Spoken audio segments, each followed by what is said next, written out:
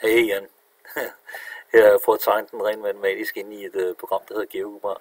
Her har vi den her chokoladeplade her, den er 4 hen og 6 høj, men hvis vi ser på selve der, så passer det meget godt. Der er 4 tern hen her, der er 1, 2, 3, 4, 5, 6 høj. Det svarer nogenlunde til den her chokoladeplade her, så vi hopper lige tilbage. Så når vi kigger på den, så har jeg reproduceret den herover, hvor jeg bare allerede har skåret den ud i de dele. Jeg kan prøve at fjerne den her fætter herover. Bum. Rokerer lidt rundt her på tingene. Den der rykker vi lige rundt. Den rykker vi herover.